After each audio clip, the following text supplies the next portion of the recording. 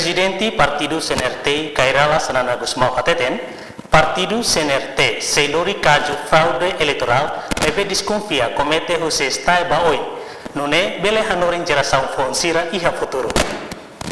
Líder carismático Sanana Gusmão ratou questão neba jornalista banhira remata halo encontro o Presidente da República José Ramos Horta e a Palácio Presidente Bairro PT quartane. Fraude eleitoral nebe amehare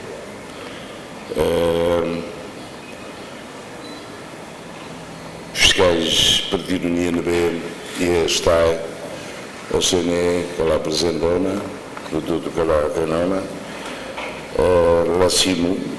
Lassimo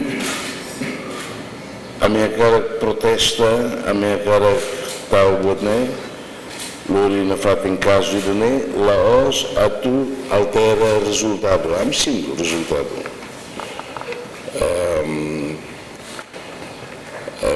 Maybe ami Lassimo maka fraude eleitoral né, kodi o caso de Noamisi Lorine para Hanuri geração fundo, Hanuri futura liderança país nania para label monutang e a problemas nessa lei.